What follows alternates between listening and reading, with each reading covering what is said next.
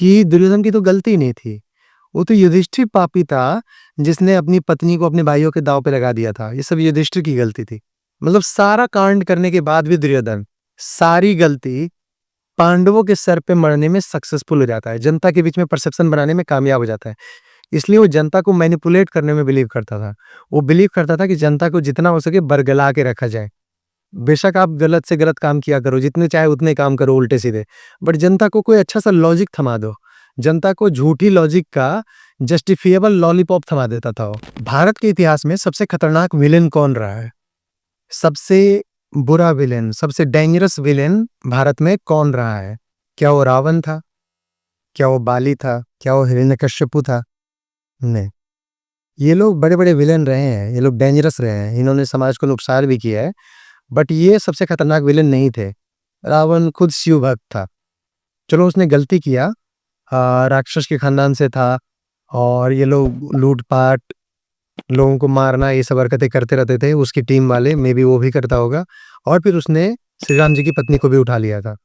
तो इस वजह से उसको पनिश करने के लिए श्री राम जी ने टपका दिया। तो ये तो चलो हुआ कि रावण को क्यों मारा गया, फिर रावण ने क्या गलती करी थी। बट वो ऐसा नहीं बोल सकते हैं कि वो अंदर से भी बुरा होगा। शिव भक्त था, प्रकांड पंडित था। मतलब ऐसे ही आप देखोगे तो बाली के केस में भी है। पावरफुल था, अच्छा बंदा भी रहा होगा, बट चलो उसने भी कुछ गलत हरकत कर रखी थी। अपने छोटे भाई की पत्नी को रफेल बना के रखा हुआ था, मजबूरन उसको भी मारना पड़ा श्री राम जी को। तो ऐसे आप देखोगे जितने भी विलेन सब हुए हैं, सब विलेन थे, बुरे थे, लेकिन बहुत डेंजरस उनको आप नहीं बोल सकते हो। सबसे डेंजरस विलेन जो हुआ है, वो रहा है दुर्योधन। दुर्योधन की बराबरी में, समकक्ष में ये लोग नहीं आते हैं। क्यों?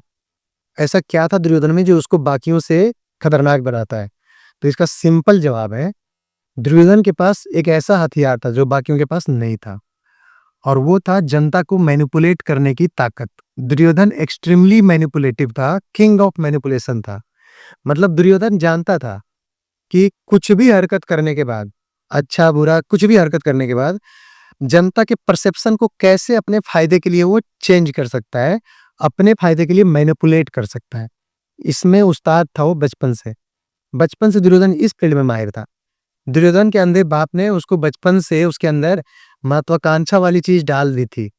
मतलब वो डिजर्विंग हो या ना हो, बट उसके बाप ने उसको ये जरूर बता दिया था कि दुर्योधन ही डिजर्विंग है, एंड साथ में ये भी उसको किसी तरह से समझा दिया था कि और कोई डिजर्विंग नहीं है। मतलब दुर्योधन को ही सब कुछ मिलना चाहिए और बाकियों को कुछ नहीं मिलना चाहिए। इस चीज को लेकर के वो बचपन से बड़ा हुआ। मैनिपुलेटिव वो स्टार्टिंग से था। बचपन में उसने पांडवों को मारने की कोशिश करी, बहाने इन पे हमेशा डाल देता था। लाक्षागृह में जब वो पांडवों को मारने की कोशिश करी, तब वहां पे बहाने ये डाल दिया कि ये पांडव लोग कहीं भी जाता रहता है। गया क्यों था लाक्षागृह में रहने के लिए? और मैंने बोला था इनको जाने के लिए। अपने मन से इनको होता है कि आज इस गांव में चलते हैं, कल उस गांव में चलते हैं, मेला देखने जाता है। तो इस तरह करके वो पांडवों के ऊपर हर बार ब्लेम डालता चला जाता था। बेशक वो फंसाता था, बेशक वो सारे काम करता था, बेशक वो इनको मरवाने की कोशिश करता था, लेकिन वो बातें ऐसे घुमाता था जनता के बीच में ताकि जनता को लगता था कि यार इसकी तो गलती नहीं है, दुर्योधन तो निरीह लाचार प्राणी है। पांडवों की ही गलती रही होगी कि वो जाके लाक्षागृह में जल गए। पांडवों की ही गलती रही होगी कि दुर्योधन ने जो जहर रखा था वो खीर में मिला के खा लिए। तो इस तरह से वो मैनिपुलेट करता था। आप तमाम तरह के एग्जाम्पल ले सकते हो। जब किसी तरह से पांडवों ने बंटवारा करके जंगल ले लिया धृतराष्ट्र से अपने लिए, जंगल को फरछा करके, साफ करके वहां पे शहर बसाया, नाम रखा इंद्रप्रस्थ, जिसको आजकल हम लोग दिल्ली के नाम से जानते हैं। इंद्रप्रस्थ को अच्छे से बनाया, चमकाया, अच्छा-अच्छा संसद भवन बनाया, बड़ी-बड़ी बिल्डिंगें बनाई, रहने लगे। जब दुर्योधन को पता चला इसको बर्दाश्त नहीं हुआ। दुर्योधन खुद भी एक अय्याशी वाली लाइफ जी रहा है, राजा का बेटा है, राजा बनने वाला है, युवराज है, हस्तिनापुर का आने वाले समय में यही राजा बनेगा। बट इसको शांति नहीं मिली, क्योंकि इसको बचपन से दिमाग में बैठा हुआ था कि सिर्फ वही डिजर्व करता है हर चीज, बाकी लोग कुछ डिजर्व नहीं करता है। मतलब खुश रहने का हक, अच्छे से रहने का हक सिर्फ दुर्योधन को है। दुर्योधन को तो है ही, सिर्फ दुर्योधन को है, बाकियों को नहीं है। इसने झट से प्लान किया, जब इसको पता चला कि पांडव लोग अच्छे से जी रहा है इंद्रप्रस्थ में, इसने प्लान करके अपने बाप को यूज करके उनको इनवाइट कर लिया कि आ जाओ हस्तिनापुर, जुआ खेलते हैं। बेशक बाद में इसने हर चीज का उल्टा सीधा जस्टिफिकेशन देता रहता था। जुआ खेलने का इसने जस्टिफिकेशन ये दिया बाद में दूसरे लोगों को कि मुझे तो द्रौपदी ने, अंधे का बेटा अंधा ही होता है, ये बोल के चिढ़ा दिया था, मेरे पे हँस दी थी। ये सारी कोरी कल्पनाएँ दुर्योधन अपने मन से बनाते रहता था। कभी बोलता है कि भीम ने बोला था, कभी बोलता है द्रौपदी ने बोला था। ये बोल करके वो जस्टिफाई करता था कि उसने जुआ खेलने के लिए क्यों पांडवों को बुलाया, फँसाने के लिए। एनीवे जुए में बैठाया, फेक पासा यूज़ किया शकुनी ने। अच्छा, दुर्योधन ने क्या किया, जब आप जुआ खेल रहे हो भाइयों के साथ तो खुद खेलोगे ना। बड़ी चालाकी से उसने अपने मामा को बैठाया जुआ खेलने के लिए। मतलब उधर से युधिष्ठिर खेलेगा, इधर से इसका मामा खेलेगा, जो किसी तरह से पासे को मैनिपुलेट कर लेता था। कुछ होता होगा, मान लो आप जैसे एक तरह से कह सकते हो कि कुछ लोग बोलते हैं कि उसके बाप की अस्थियों से बना हुआ पासा था, शकुनी के। कुछ आप ऐसे मान सकते हो आज के ज़माने में कि मैग्नेट वगैरह लगा रखा था, जिससे वो पासे को जो बोलता था वो आ जाता था। 2, 4, 10 ऐसे करके आ जाते थे। एनीवे जुए के गेम में दुर्योधन जीत जाता है, जुए को सीरियस बना देता है और जुए में रियल चीज़ें लगाना शुरू कर देता है। मतलब जैसे रियल पैसे, रियल नोट, राजपाट और चूँकि बेईमानी से शकुनी जीत रहा था, सारा कुछ जीतता चला जाता है शकुनी, मतलब दुर्योधन। और लास्ट में दुर्योधन मैनिपुलेट करता है युधिष्ठिर को कि अगर तुम अपने भाइयों को लगा दोगे, खुद को लगा दोगे तो तुम्हारा राज्य वापस कर देंगे। इस तरह से उसके माइंड को करप्ट करके दुर्योधन उसका राजपाट के साथ-साथ भाइयों की भी कुर्बानी करवा देता है। मतलब सबको जुए में हरवा देता है। मतलब दुर्योधन जीत जाता है जुए में। उसके बाद इतना भी वो नहीं रुका। उसको तो बेइज्जत करना था ना पांडवों को। पांडवों को इतना लाचार बेइज्जत कर देना था ताकि पांडवों को लगे कि मर जाए कहीं जाके या रियल में जाके मर जाए। बहुत चालू था दुर्योधन। यही चीजें हैं जो उसको डेंजरस विलन बनाती है। दुर्योधन पांडवों को फोर्स करता है मैनिपुलेटिव टेक्निक से। किंग ऑफ मैनिपुलेशन था वो। वो फोर्स करता है युधिष्ठिर को कि वो अपने पत्नी को भी दांव पे लगा दे। इस तरह के लालच दे करके कि पत्नी को लगा दोगे तो राज्य वापस कर देंगे अगर जीत गए तो। माइंड करप्ट करके इनको पत्नी को भी दांव पे लगवाता है और जब हार जाता है तो पत्नी को बुला के बेइज्जत करता है, वेश्या वगैरह बोलता है, उसको नंगा करने की कोशिश करता है बड़े दरबार में।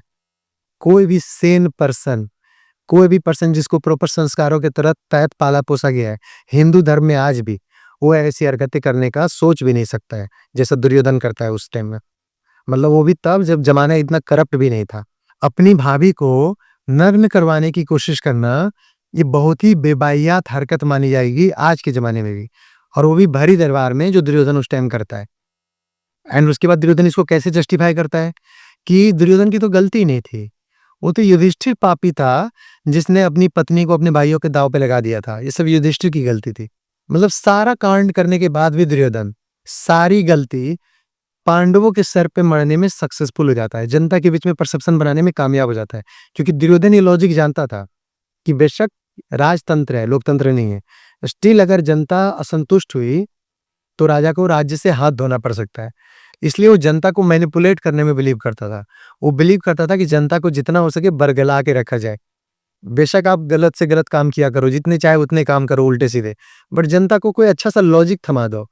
जनता को झूठी लॉजिक का जस्टिफिएबल लॉलीपॉप थमा देता था वो, जिससे कि जनता को लगता था कि भाई दुर्योधन तो सही है, इसने तो कुछ गलत किया ही नहीं है। सारी गलती तो पांडवों की है जो इसके हाथों मरने चला आता है। मतलब दुर्योधन वो बंदा था कि अगर वो आपको कार से कुचल देता, तो वो आपके ऊपर इल्ज़ाम लगा देता, केस कर देता, आपके ऊपर चिल्ला-चिल्ला के भीड़ इकट्ठा करवा के आपको पिलवाता कि देखो मेरे कार के आके नीचे मर गया, अब इसकी वजह से मुझे गिल्टी फीलिंग हो रही है। अब इसकी वजह से मुझे आज रात को नींद नहीं आएगी, क्यों मेरे कार के नीचे आया है? बेशक वो आपके ऊपर कार चढ़ा देता और आप फुटपाथ पे बैठे होंगे। तो इस लेवल का वो मैनिपुलेशन करता था। वो इतना मैनिपुलेटिव था कि उसने पांडवों के अपने मामा को मैनिपुलेट करके अपनी तरफ लेके चला गया पांडवों को मरवाने के लिए युद्ध भूमि में। वो इतना मैनिपुलेटिव था कि जब उसको पता चल चुका था कि 100% श्योर है कि कृष्ण जो पांडवों के मित्र हैं, इनके भाई हैं, वो इनकी तरफ से लड़ेंगे। तब भी इसके बावजूद वो द्वारका पहुंचा कृष्ण को समझाने के लिए कि उसकी तरफ से भी लड़े और तमाम तरह के एक्सक्यूज दे करके इनकी आर्मी उठा के ले गया। वो इस लेवल का मैनिपुलेटिव था कि कृष्ण के भाई को भी उसने गुरु बना करके अपनी तरफ से लड़ने के लिए मना लिया था, जिसको किसी तरह से रोका कृष्ण ने। तो ये सब चीजें जो है वो दुर्योधन को बाकी विलेन से मीलों अपार्ट खड़ा करती है। दुर्योधन को बाकी विलेन से ज्यादा डेंजरस बनाती है और ये उसका मैनिपुलेटिव टेक्निक उसको दूसरे विलेंस के समकक्ष नहीं आने देता है। वो दूसरों से बहुत ज्यादा डेंजरस पाया जाता है इतिहास में।